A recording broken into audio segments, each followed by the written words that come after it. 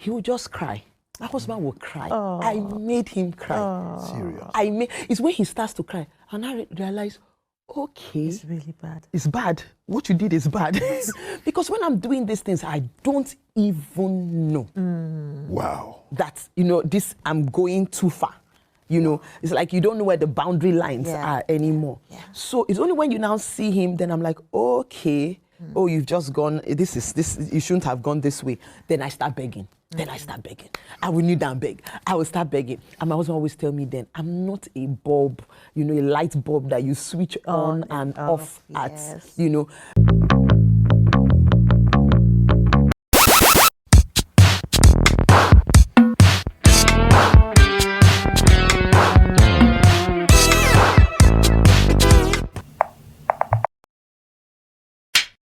Hello my wonderful gist lovers, welcome back to Celebrated TV. So before I continue with this very interesting video, please do well to like this video and also subscribe to this channel. Don't forget to turn on your notification bell. So guys, Pastor Eno Eze granted an interview recently, and guys, this interview was really fire. Like guys, she really shocked the internet with all she said in this very interview, guys.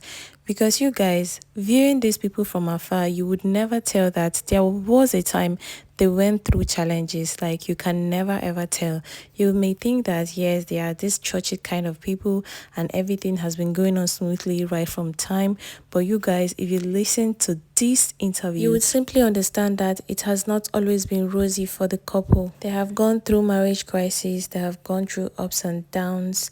Pastor Eno Eze explained how she nearly ruined her marriage, if not that her husband loved her so much and the husband has the love of God and, just knew that divorce was not an option because she really went extreme with her behavior. Anyways, guys, I don't want to talk too much. Let me leave you guys to continue watching the video. But before then, do well to like this video and subscribe to this channel. Hot-tempered, that's even the word, hot-tempered.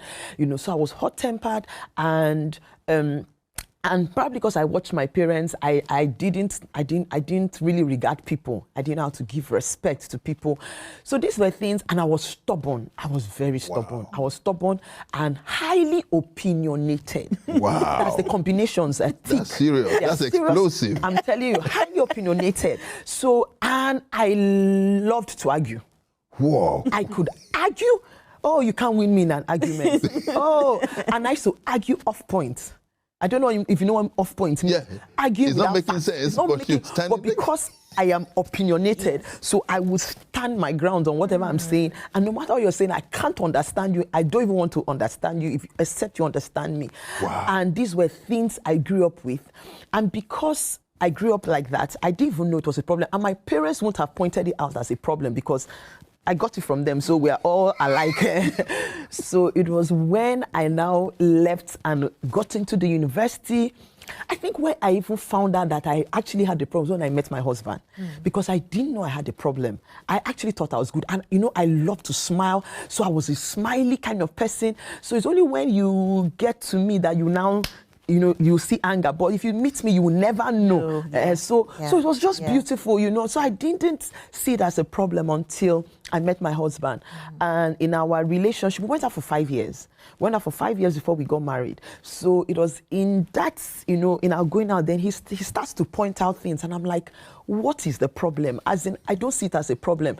When I was arguing, people used to tell me, people used to hail me for my arguing skills, and they'll be telling me how I have had 2 people want to sponsor me to read law because I could argue. So it was a strength. Yes. That was what I thought. It was a strength. So how do I now meet a man and he's telling me that this is not a strength? Yeah. This is terrible. Yeah. You can't continue that way. So it was a lot to battle with. And not knowing, by the time we got married, this thing started to put a strain in our relationship. And it became so bad because the man I married was such an amazing man. He came from a background that was very peaceful. He's a very peaceful person till date. He is very peaceful. He doesn't like problems, trouble, nothing. But me, I came from a home that did not know what peace looked like. So peace for us was you shout, and that's peace. Yeah. When it's not peace is when you start boxing, when you start fighting. So if I'm talking, we're like, why are you raising your voice? Why? I'm like, me. I said, there's no problem. Nothing is happening yet. So my husband couldn't just understand where I was coming from. And I think another problem I had was that I didn't really have an understanding of what God had put in his life and who he was to people. And because everything I did was affecting him, even to ministry. You have a ministration you're going to go for. You don't want to have an argument before a ministration. But I didn't even understand all these things at that time. So I can make him so upset before he goes for administration. I think it just took God to help my husband during that period, because you have to show up to the people and you have to give to them, and it's now that I'm doing ministries, now that God has, that I now understand the place I put him in, those years, because you need a mind that is, at peace, and you need a free spirit even to receive from God. You don't need offense. You can't receive from the Holy Spirit with offense. So you imagine what I was doing. I think the devil was just using me, at that point. And these things were things that caused a lot of strain, to the extent that at some point my husband even, stopped talking much to me. He'll just be quiet. I can say everything I want to say. He'll just be nodding his head.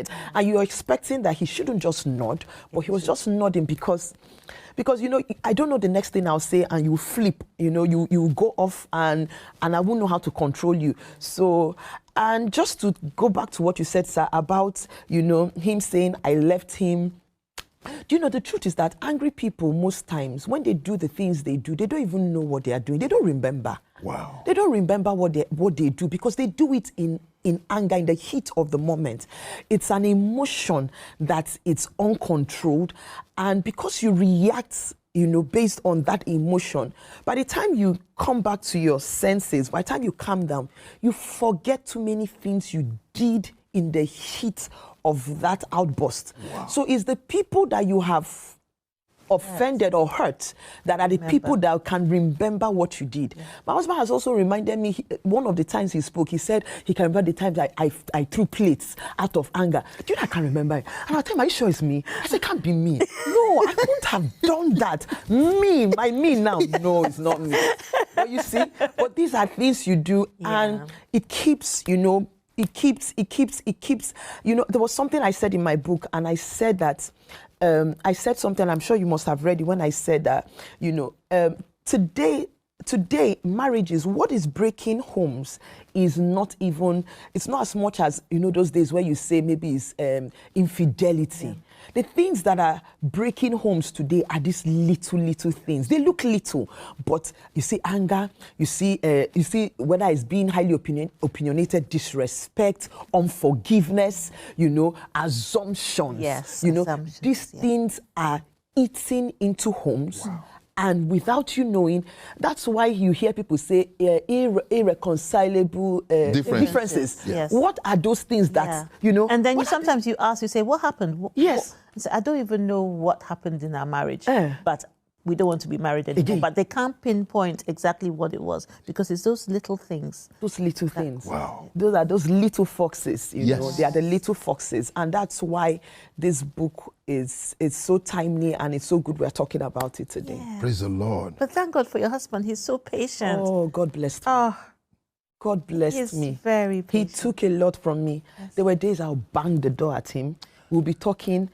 And this is, see, even you're the one that you say, you can't even imagine it. Yeah, because the reason I went was because when we married, we were not Christians. Yes. And because I've seen my father, the way he dealt with my mom. Yes. I knew she grew up in Europe. Yeah. And European ladies have this attitude. When they get angry, bang the door. So I had to sit down with her and say, sis, whenever you get angry, don't bang the door.